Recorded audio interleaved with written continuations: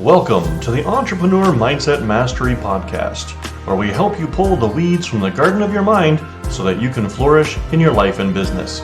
With your hosts, entrepreneur coach Simon Page and business coach Robert Peterson. Welcome to the Entrepreneur Mindset Mastery Podcast. Cancel. You have to cut this beginning out because we don't, exactly. Take two. This is all done in the intro video. Thanks for joining us today. We are talking about the first three of the three universal laws. We're going to be talking about the Law of Divine Oneness, the Law of Compensation, and the Law of Vibration. And what's really great about these three laws is that they're kind of interconnected, right? You can't really describe and define one without getting into a little bit of a description about the other. So we're going to go through them. We're going to dive deep. We're going to talk about what they are, how they impact your life, and then we're going to talk a little bit how you can take action to implement each one of these in your own life. Nice. I like it. So let's get started. Absolutely. So what is the Law of Divine Oneness? The Law of Divine Oneness states that basically all of creation, but all of humanity especially, and creation is all interconnected. Some say by way of a collective consciousness, but there's definitely an interconnectedness between all of life, right? Anything that's living, there's an interconnectedness, but especially there's an interconnectedness between humanity and human beings. Sorry. I tried to mute. I couldn't get there fast enough. It happens. It's okay. Guess what? We're real people. So this collective consciousness is kind of a way of, you can envision it as like a telepathic field. It's not what it is, but if you can envision it that way, there's like a universal knowing of things, right? There are certain fundamental aspects of reality that none of us are ever taught, but we all seem to know, right? There are ideas that come to us when we ask a question in our minds and then have the wherewithal to shut up and listen for an answer. Where do those questions come from, right? They come from this collective consciousness. It's the foundational law upon which all other of the 11 other universal laws are built upon. Absolutely. Well, and it's just, it really is going to go back to energy. And we talked a lot about energy in the law of attraction. And then Kevin shared a lot about energy when we spoke about the law of attraction. And I think that energy has a source. And recognizing that source, and it's a creative source, that humanity has been empowered with that co-creative ability to utilize that energy. And then that energy, of course, interconnects us. And I think that's kind of the way that the idea of a wave, right? There's just this wave that all of us are kind of linked in or absorbed as a part of. I think of a sine wave, right? And all of us have a little piece of that energy wave. No matter where we are on the planet, we're catching a piece of that. It gives whole new meaning to the idea of catch the wave, right? Yeah, absolutely. Yeah, and I think it's not just that it's a wave that we're all a part of. It's an energy that we're all a part of. Absolutely. Right? And I say it specifically as energy, not vibration, because a vibration can create energy. Energy, we have a lot of words for energy. Hot, cold, thermal energy. We have electricity, or we have motion, sound, right? All these things are types of energy. Well, the impact of your emotions on the world around you, the impact of your thoughts on the world around you is also an energy. Well, I think about the potential, right? I remember being a kid in elementary school, and the teachers always talked about Robert has so much potential, but he doesn't apply himself. But really, there's some truth to that in thinking about potential energy, right? Potential energy is that apple hanging from the tree, and the energy is all just sitting there until the stem snaps, right? Until the stem separates from the branch, and that potential energy becomes motion. You were mentioning our emotions and our feelings, right? The hot and cold, but also our emotions, our anger, our sadness, our happiness, our joy, all of those are energy. And for a lot of people, that's potential energy that's just sitting inside of them that they're holding up, or they're bottling that energy inside, when we were actually created to use it, to express it, to allow that energy to move from potential to action. And I think that connection to the divine and interconnectedness to each other is why that energy is so important to put out, right? And not just to put out, but to let it flow within you. Eastern medicine has the concept of chi, which is all about the flow of energy within the body. And Eastern medicine has, they have solutions for every ailment you can imagine that all has to do with the manipulation of chi within the body. In fact, that's generally what authentic Eastern acupuncture is all about.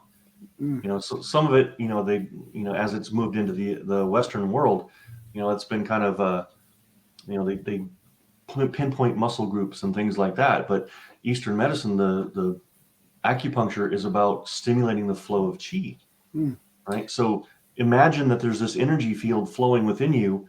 And if you're living in such a state that you've got that, like, you feel stagnant, you feel like everything within you is anger or chaos or sludge or unworthy, you are living in disharmony with the natural energy state that your body is supposed to be in. We're definitely going to talk about this when we get to the law of vibration, but so often in our culture, especially men, have been taught that there's emotions that they're not supposed to experience, or when people get angry, they're told, don't be angry, right? Yeah. And there's a lot of emotions that we have been taught to just plug up, right? Stop them in their tracks and not allow the body to fully experience them. And I picture it more and more now as two things. I picture it first, that every emotion is like a warning light on your car's dashboard, right? And so our body's designed to experience these emotions. And when these warning lights pop up, they're sending you a signal, right? They're telling you, hey, the lion's outside, he's going to eat you. Or, hey, these things are, some of those emotions trigger our fight, flight, and freeze. But so many people in our culture now are experiencing such levels of anxiety that they're actually living in fight, flight, and freeze mode constantly. And their bodies are experiencing those chemicals of fight, flight, and freeze constantly. And you can imagine how much that just messes up their energy, right? Messes up their and leads to depression, because the body's, I don't believe your body chemistry is messed up. I believe that your brain thinks bad things are happening and your brain is responding to it in a certain way. And I think recognizing that emotions as those signals allows you to experience the emotion fully and allow that emotion to finish telling you what it's trying to tell you, right? Rather than stopping it in its tracks. And so seeing that as a wave, but we've put up walls to stop these waves, to stop that energy within us. And I think part of this process, and I think we'll get into it more in the law of vibration, is tearing down that wall to allow that vibrational wave to do what it was designed to do. Because part of what it's designed to do is communicate who we are and what we're putting into the world to everyone around us. Right? That's what it comes down to. The law of divine oneness. This, I don't want to say that. It's not just that we're all a part of a collective consciousness. It's that we're all a part of the divine. Nice. Right? You have you may have all these negative emotions in you, but their opposite is available to you. Well, that's definitely another law we're going to deal with too. I love that.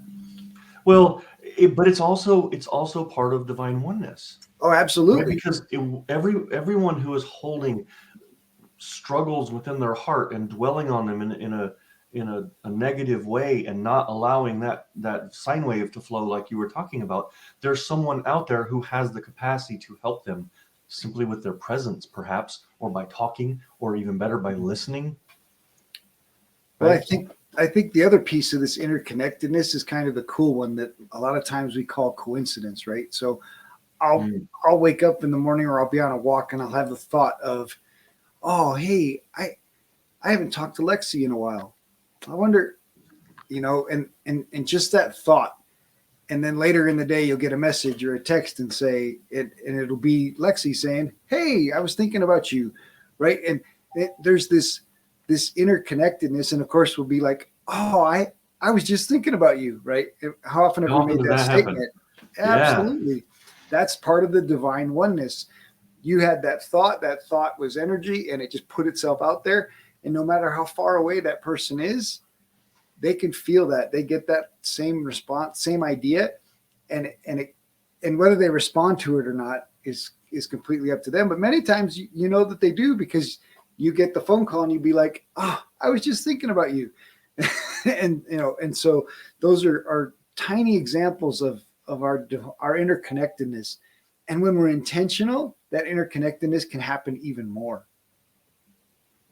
Oh, yeah. Start putting intention in there and start actively taking steps that you plan to put that energy out there, to reach out to people or reach out to circumstances and bend them to your will, as it were. And it's not even bend them to your will. It's influence them to move in your direction because they want to.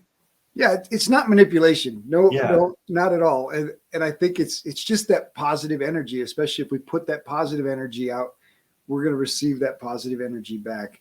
And that's going to come up again. And like you said, these are so interconnected. But thinking about how people walk into a room, right? And some people walk into a room and you can feel their negativity, right? You could just they carry a dark cloud around with them. Yeah. And then, of course, there's others who enter a room and everybody lights up because they enter the room, and their interconnectedness makes everybody just feel a little bit lighter, a little bit better. So there's definitely value in understanding our interconnectedness. And for families, it's definitely important to understand your emotions influence everybody in the room, right? In the house. When you walk in with a certain attitude, it's going to reflect in everybody else's attitude because each of us are connected.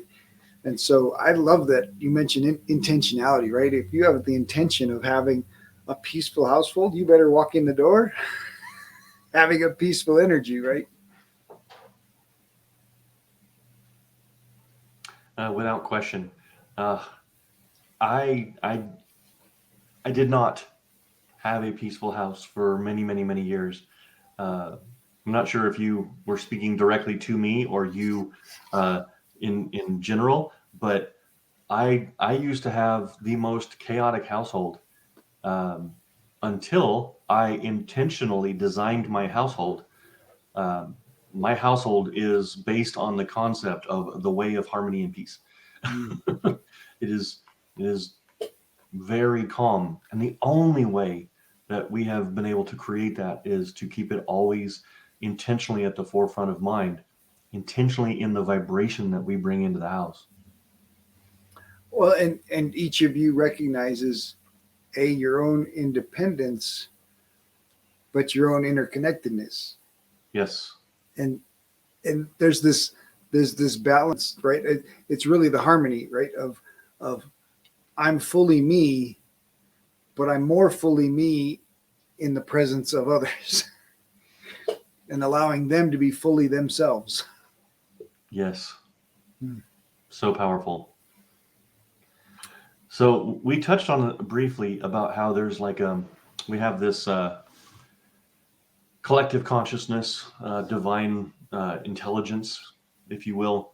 And I wanted to talk about that a little bit because so often we ask questions of the universe or God or whatever, and we don't really stop and listen for the answer, right? But the answer to every question you can ask is in this energetic field, waiting for you to reach into that field and ask the question. All you have to do is listen for the answer, right? So often, that's not the case. It's just, why me?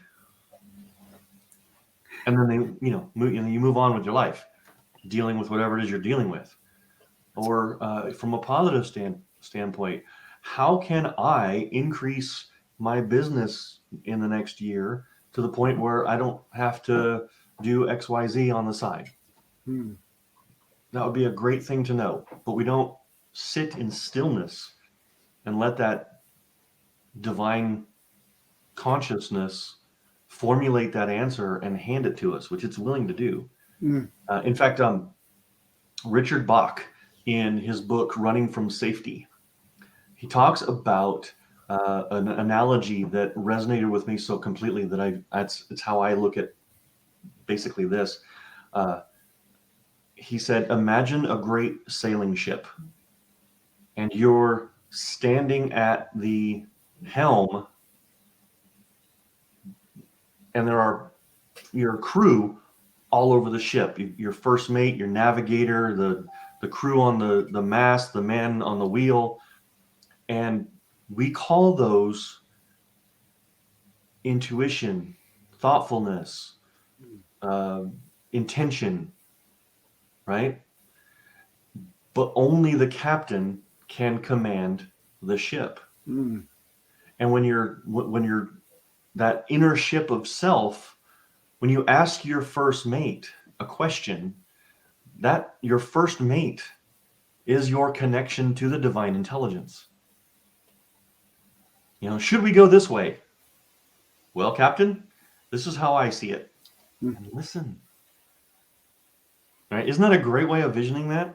I mean, there's so much in that. And I think I love the curiosity, right? Being able to, more and more, I'm recognizing that curiosity is the best way to handle my body. Curiosity is kind of the best way to handle my mind. And you mentioned quiet and stillness. And that's the reason why a practice of stillness or a practice of meditation, even a practice in the shower of allowing, the shower is a great time for your mind to do cool stuff because it doesn't have to focus on what you're doing. It can be doing its thing without distraction. And so you just go into it with that question, that curiosity, and allow the answers to come, right? Allow the inspiration, allow the idea, allow your subconscious to connect and pull the answer to you. But you have to create intentional opportunities to hear it, because you won't hear it when you're looking at your email, you're reading Facebook, you're bouncing from activity to activity, device to device, with no in between of just listening. You know what the most challenging aspect of using the shower for meditation is? Having to quit, running out of hot water. You have to find something to write with fast that's not susceptible to water and not electronic. They do make waterproof notebooks that are awesome. Yeah, definitely recommend a waterproof notebook. That's a great idea. Sticky notes just outside the curtain. Yeah, that's. Did you know that whiteboard markers write on shower tiles? Oh, there you go. I like it. That's so good. So let's keep going. Let's talk more about the law of divine oneness. Let's talk about how do we implement this in our lives? How do we make this a thing? Well, I think relationally, it's really important to act in a way with that intentionality. How can I show more compassion and acceptance towards those that I don't understand? right? And so intentionally putting that positive energy into relationships, right? Actually, it's withholding judgment, right? Yes. It's really making a commitment. I'm going to intentionally withhold judgment on the people that I don't understand. And we've That's a actually huge opening for good things to come back to you, right?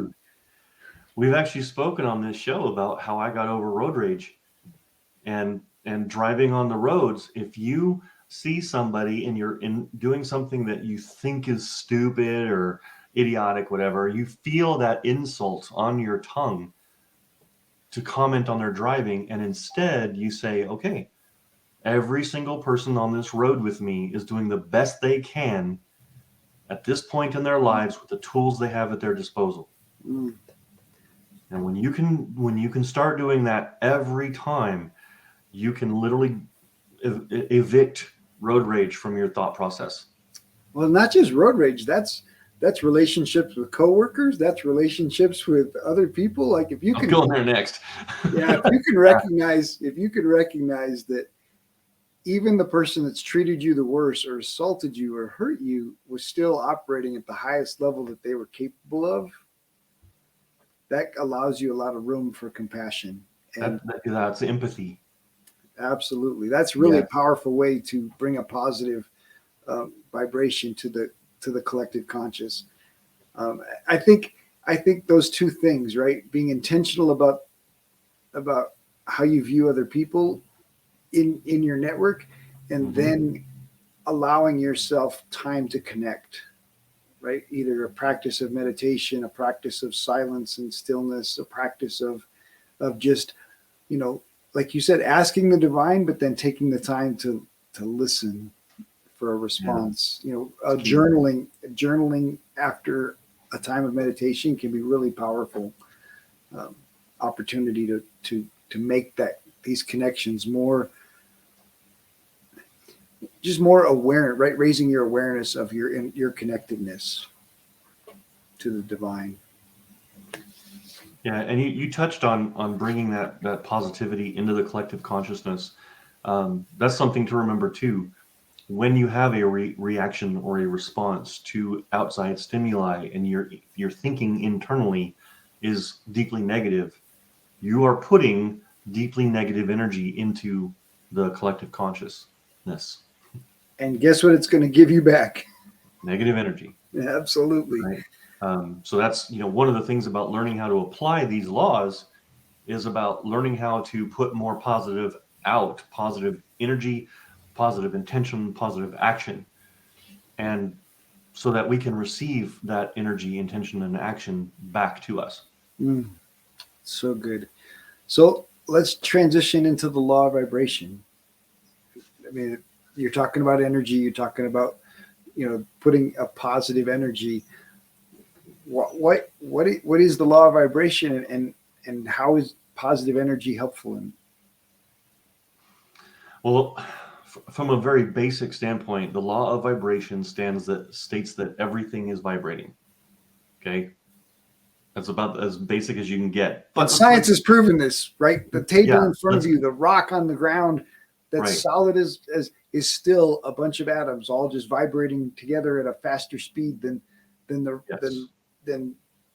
I mean, we've towel that's proven loose it from a scientific standpoint. Energy is equal to matter at the speed of light squared, or times the speed of light squared, right?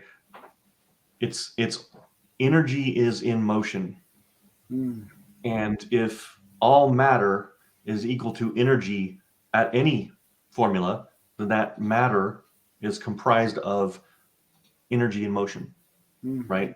So everything is in constant motion, whether it's well, I don't want to try to devolve it into a scientific, like what are the oscillation frequencies of the component atoms of an object and things like that. But the vibrational energy of objects, we can learn to recognize and influence,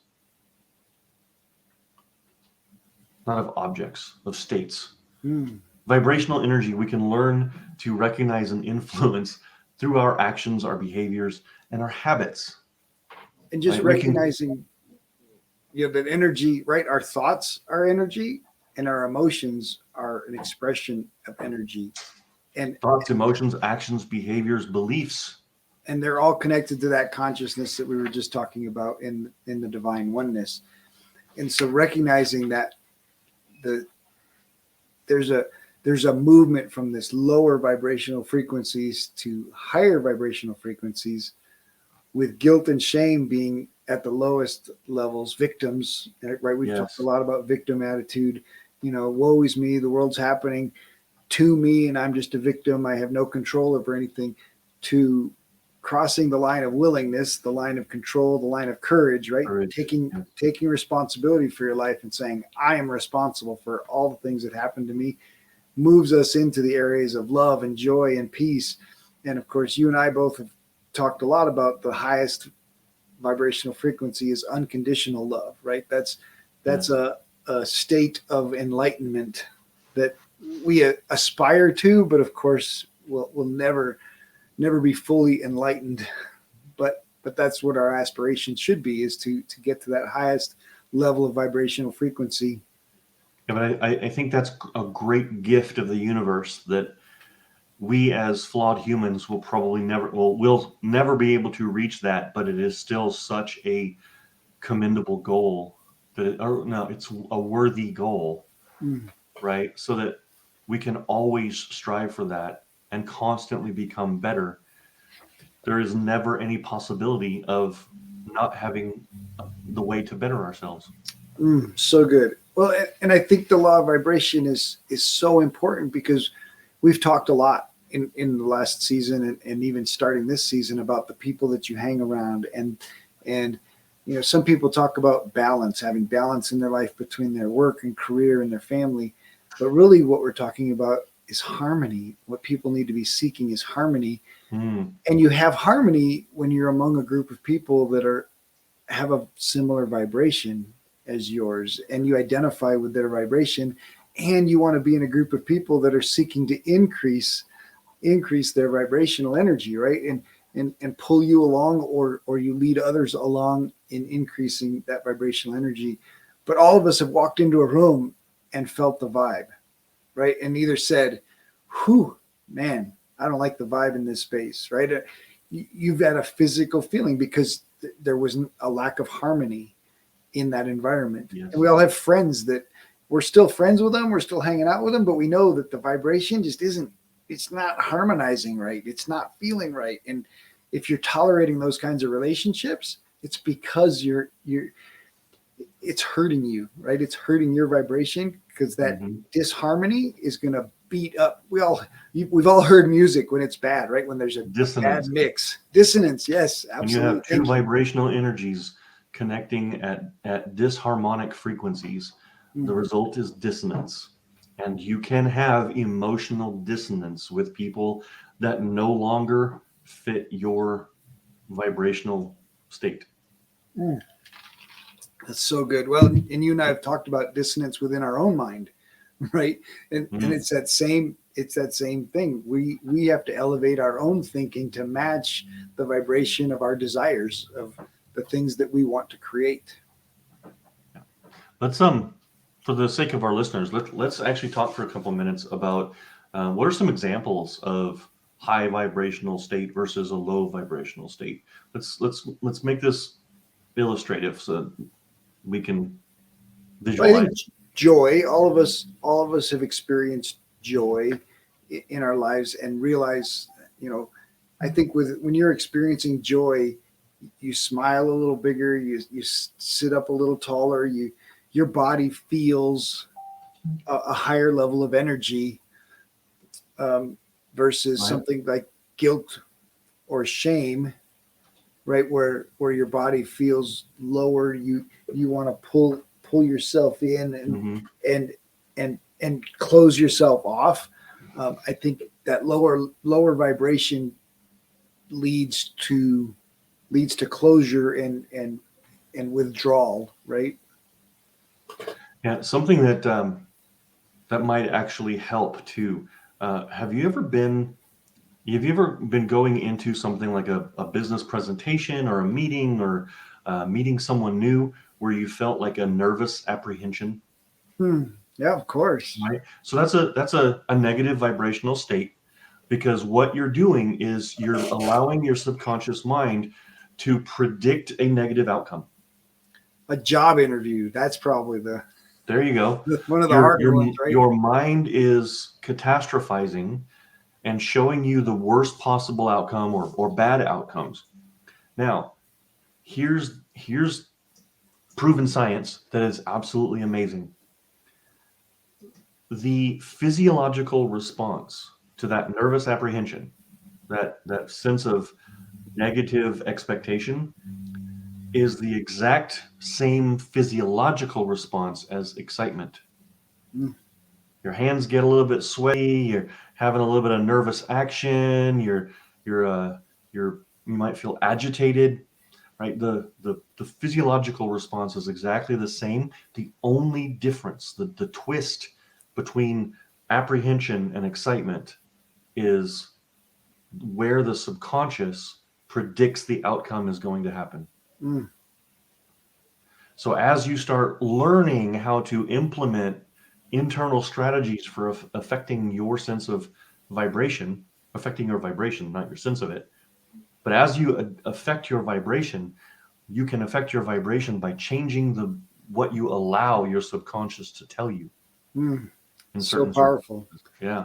I think one of the quickest is a friend of mine shares the 3 B's, and when you feel yourself in that lower state or that state of fear or apprehension, you change your body position, you change your breathing, right? Because our breathing is impacted when we're apprehensive or scared, and then you change your belief, which is what you were just talking about. That moment of predicted outcome is your belief. What do you believe is going to happen? And so I encourage you, before you walk in there, do 5 jumping jacks, smile real big, take a deep breath, and change your belief. Just say, strike a hero pose. Absolutely, I believe. Hands on your hips, feet spread wide, chest out, head up. Cape touching the back of your heels. What's that? I said cape touching the back of your heels. No. No Cape flowing out behind you in an unseen breeze. Absolutely. But that is a powerful vibrational transformation that you can do. Anybody can do anytime, and it will change your state. Yeah, it's so powerful.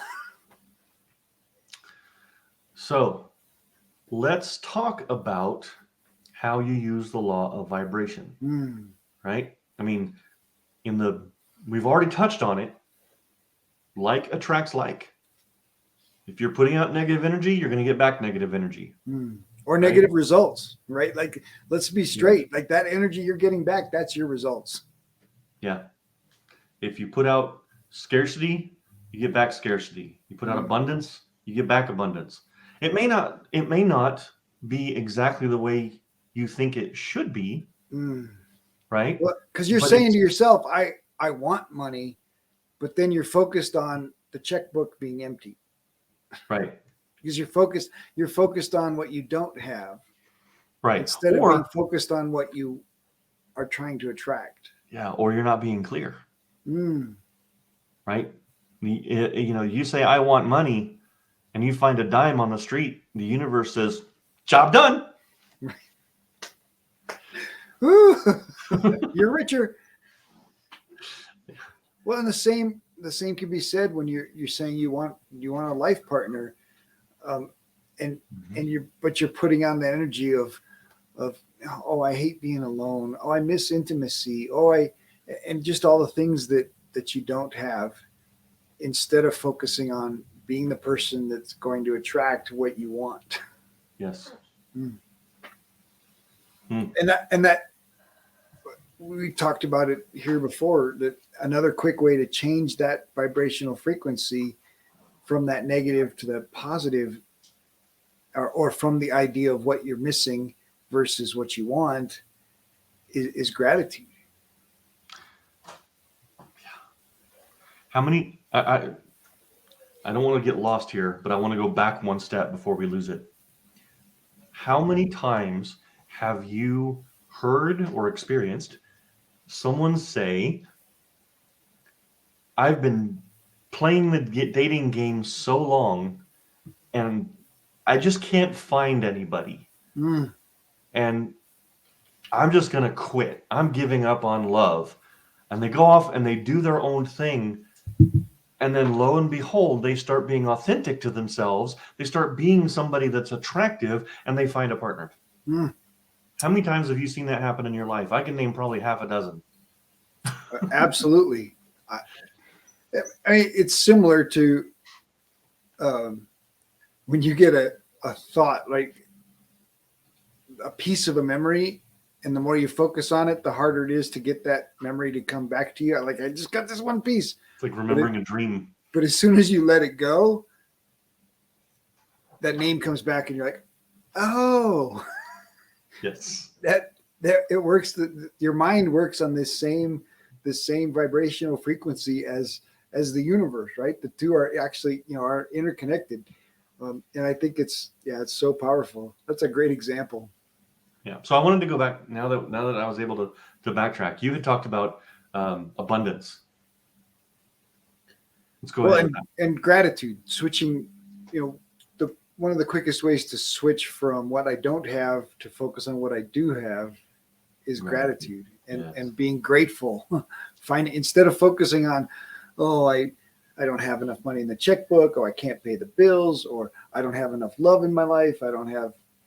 Is to say, thank you for what I have. Thank you for what's coming to me. Thank you for the money that's in the bank. Thank you for that $1.75 balance. Thank you for the dime I found on the street, right? That switches your vibrational frequency, but it also switches your thoughts and the self-talk that you're telling yourself about money, which is also a vibration that you're putting out there. Even if it doesn't leave your mouth, it still is being put out into the universe.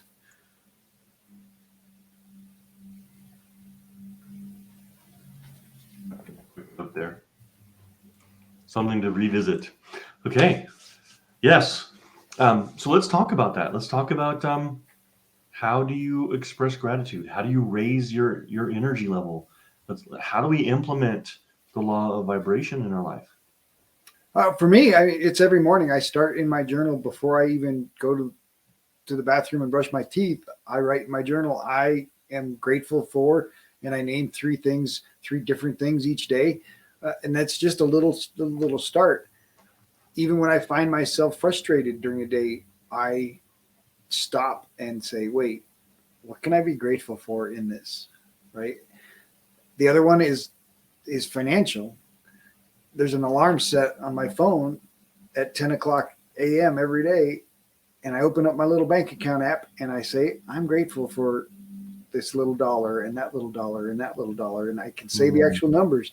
And it's just an expression of gratitude for the dollars that are in that bank account. That's a great idea. It just changes. It shifts that mindset from what's missing in my bank account to what's actually there. And just say, thank you. I'm so thankful for each of those little dollars that are in there. And for the clients that have expressed enough trust in me to compensate me and make those deposits and put that money in my bank. That's good. Well, another way is diet. How does my diet affect my vibration? Come on, Simon. Oh, well, first and foremost, you ever eaten a big, heavy meal of fast food, and afterward you feel like... Well, just think about Thanksgiving, right? What happens after everybody eats that Thanksgiving meal? They've all got so much tryptophan in them. They're like, I'm going to take a nap. Yes. But even more so, it's not just about the volume of what you eat. It's the quality of what you eat. Your body is an engine, right? I'm not exactly, I don't look like one to be talking about this, but it's something that I have learned recently, and I'm changing about myself. You're living the process, right? I'm living the process. I've learned this now. I'm applying it in my life. I'm not a finished project. I was today years old when I learned. Absolutely. So your body, your engine runs on fuel, and the fuel is what you put in it, right? If you're eating fast food, highly processed foods, refined sugars, essentially sludge, Mhm. your body will not have the capacity to heal at the level that it's capable of. Your brain will not have the ability to function at the level that it's capable of. You won't have the ability to sleep and regenerate at the level that your body is capable of because of the fuel that you're putting into it. The diet is actually pretty huge in the process of manifesting. And not just diet, right? What we're drinking, what medicines we're taking, what additives and things we're willing to put into our body. Yes. Our culture has a pretty high tolerance for pretty much poisons that people are using for pleasure or enjoyment, that counteract the natural pleasure and enjoyment sequences that the brain was designed for. And they lower your vibrational frequency for sure. Yep. Yeah, Still not food giving is up my fuel, coffee. not entertainment. I'm still not giving up my coffee. But that being said, I'm not one of those people that's like, don't talk to me before my coffee. Well, and that's just an excuse for not having self-control, right? I actually drink coffee twice a week in general. During this podcast, I like to sip some coffee, and I have coffee on Saturday mornings, and that's generally it. Right, which is recognizing that everything that you put into your body, whether medicinal or liquid or food, is going to impact your, not just your energy, but it's going to impact your vibration. Absolutely. Yeah. Well, we already mentioned the other two, right? We mentioned that connection with divine oneness. Meditation is important, but I think meditation is important for vibration, right? And meditation is an opportunity to shift your vibrations and just be in control of yourself, right? It's a discipline for self-control. Very much so. I think one really good way to raise your personal energy level is through self-care. If you have, because we're talking about ways to implement the law of vibration immediately in your day. And if you've come home from a long, frustrating day and the temptation is to just sit on the couch and sink into it and let your mind go numb watching television, maybe instead put some incense on in the bathroom and take a long soak. Let your mind wander over those problems and come up with solutions. Or let your mind ask bigger questions that you don't usually give yourself time to ask. And let your mind decide, are these things that I can just let go of because I don't have control over them, or are these things that I really need to solve? Yes. Because a lot of times we get stuck ruminating about things that don't really need a solution. You know, the last thing you should ever do is sit by yourself in a place that is quiet and low energy and think about what you should have said during an argument. or should have done in a situation that's already passed. Yeah, absolutely. Because it's never gonna happen that way in the future. So knowing what you would have done isn't really gonna help you. So that leads us kind of to the law of compensation, because there's one other important one to talk about. All right. This is how to raise your vibration, and we need to talk about pruning. You are the sum of the 5 people around which you spend the most time. We've talked about that a lot on this show. Well, just even earlier we mentioned, right, the vibrational frequency of the group. Yes. But the fact is, it's not just their financial acumen or their business acumen. It's their energy that they put into the universe. You can surround yourself with a bunch of sarcastic, sardonic millionaires, and you're not necessarily going to have a great life, even if you become a millionaire. Absolutely. Right? Give me 5 amazingly positive people with just a little bit more financial acumen than me, and I'll be happier than if I'm around sarcastic millionaires. Absolutely. So pruning, I'm gonna say this differently because it's specific. Tony Robbins says you can change your life in a moment. And the way that you do that is you make a choice that your life is going to be different. And that's your opportunity. When we talk about pruning, your opportunity to live a different life is an opportunity to choose who you invest your time with. Because your time is currency. Who are you going to invest in? If you're investing in negative, argumentative, bitter, sarcastic, cynical people, you're not investing in a fulfilled future because they're on opposite ends of the vibrational spectrum. Well, I think pruning can apply to your own thoughts. Pruning out Yeah. those negative thoughts and ideas and allowing space for the positive ones. That's a very good point. It's pretty important. A man's mind is like a garden, says James Allen.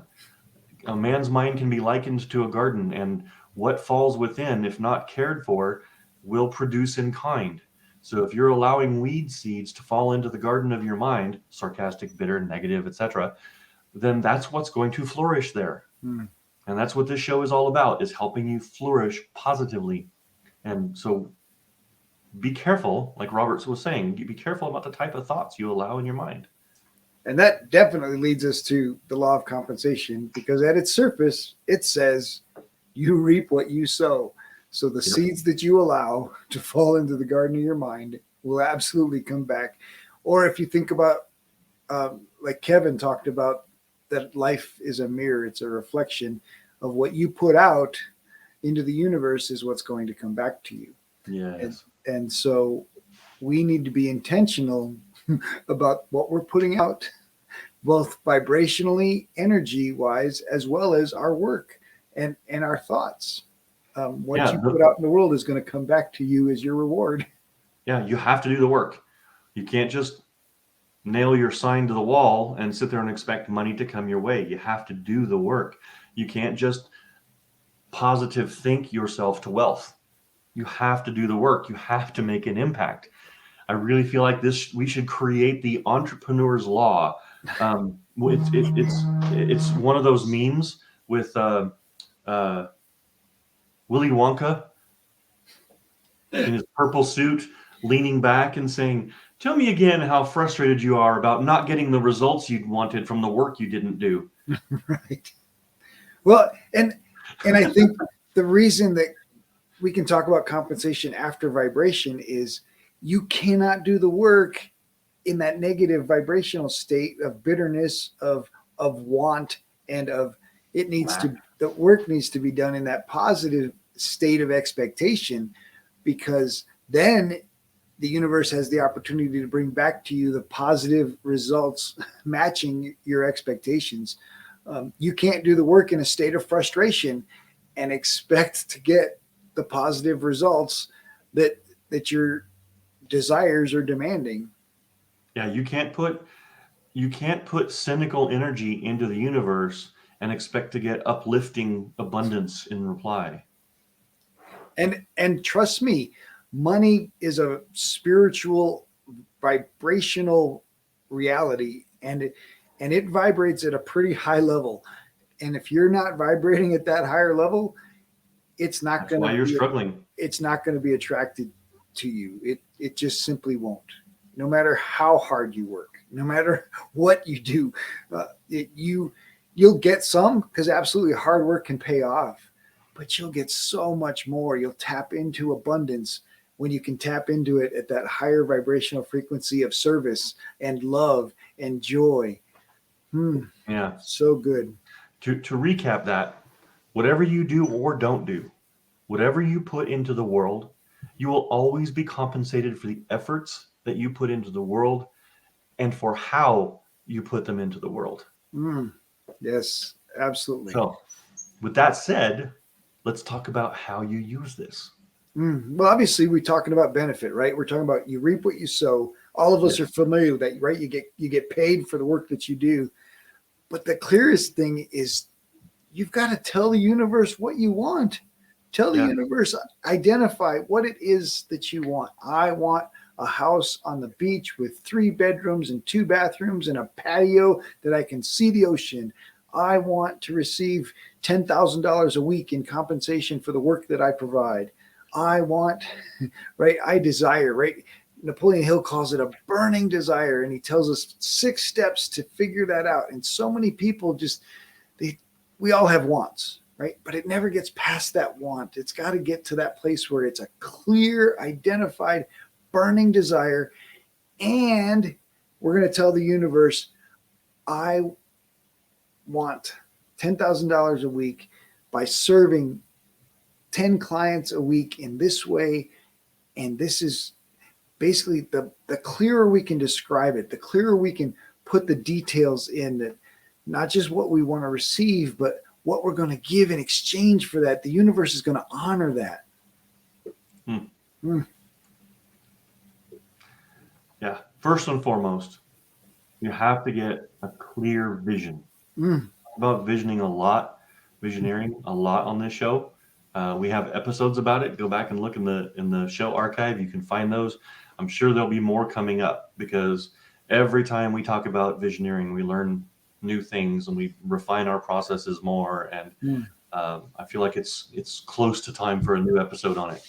It's the most powerful part, right? It's where we activate our imagination. Yes. And I think our imagination is the most underutilized tool in our mind. Yep. And Einstein said, imagination is more important than intellect. And if he said that, that's a guy that had a lot of an intellect going. Yeah. So once you know what you want, and you want to know, you know what you're going to put into the universe to get it. The next step is, how am I going to put that into the universe?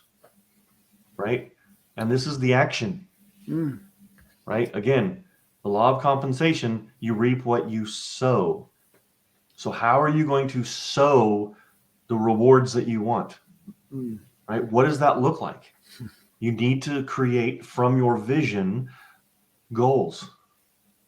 You need to break your vision down into the steps it's going to take you to get there, and then what you can do daily to take you through those steps. What habits can you create? And really, what is the service that you can provide? What is the gift that you can give to add value to people to be compensated for? Yes. Right? Now, for some, it's clear, right? A plumber replaces pipes and unplugs drains, and he's compensated for that. For you and I, it's coaching and helping people to get to the next level, to change their income from a lower number to a bigger number. And when we do that, they'd love to compensate us because we've helped take them from one place to another place. And so thinking about the result, what is the result that you can help people get, right? How do you increase their value so that they can increase your value and compensate you for that? Yes. In other words, what can you sow so that you can reap? Yes. And then it's another step in that mindset piece is just an extension of what we talked about with the law of vibration, right? Your mental attitude of keeping yourself in those higher vibrational frequencies of joy, peace, and love. Not to say that we don't experience those negative ones, right? Like we all experience sorrow and sadness and shame and even guilt. In fact, I think the imposter will use shame and guilt against us a lot. You know, you're not worthy, or you don't deserve, or when that voice comes. Who are you to expect success? When that voice comes, those are the place where we have to fill our mind with the ideas and visions of success, with optimism and positivity, and not just woohoo positive thinking, but actual positive thinking rooted in, no, I'm connected to the divine. I have a right to this. I'm co-creating this with God. And I know that I'm adding value to the world, and I will be rewarded for that, right? I'm serving, I deserve. And recognizing the more that I create this positive optimism, vision, success cycle, the more I'm not just elevating myself, but I'm elevating the people that I'm serving. Yeah, there's something really important to take away in that too. You touched on a really, I don't want to say controversial, but sensitive aspect of this. That, I mean, there are a lot of people who say, these laws are all woo bunk, right? And they're not real, they're this, that, and the other. But Einstein said every man alive has to live in this world, and or in this universe, and he has to make the choice for himself whether he believes that the universe is friendly or not friendly. Mm.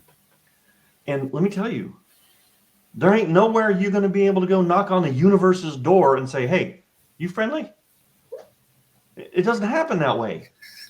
So the choice that you make, whether you believe the universe is friendly or not friendly, that choice is a choice based on your intuition. You know what we call that? Faith.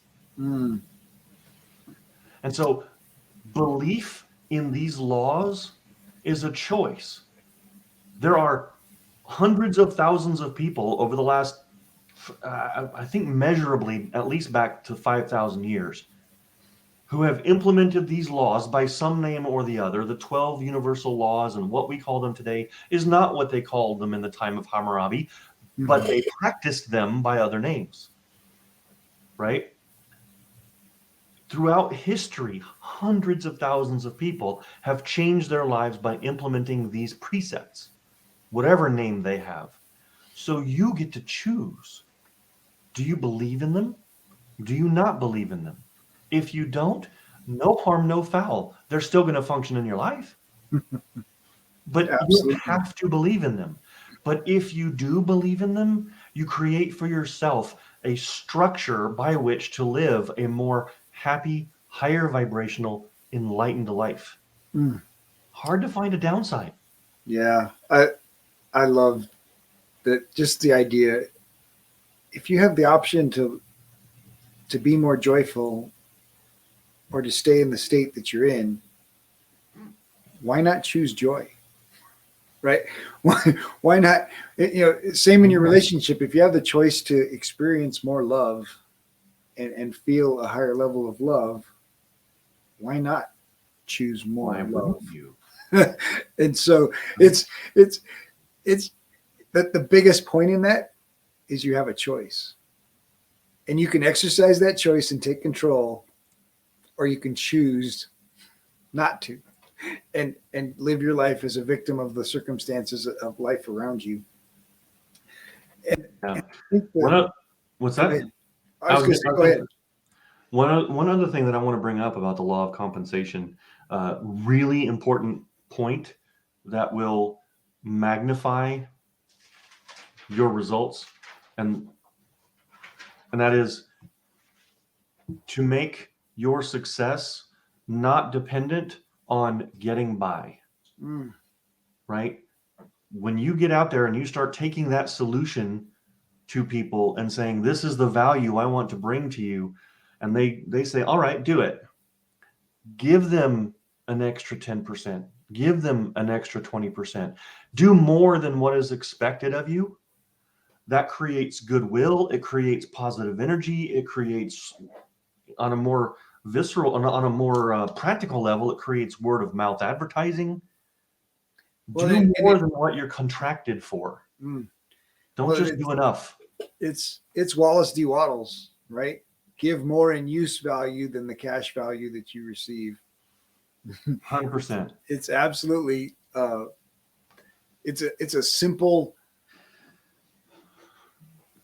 changes this from a transactional thing to a relational thing, and that's, for me, that's just so important. So much in our lives is transactional, right? I give you this money, you give me this. You give you this money, you give me this.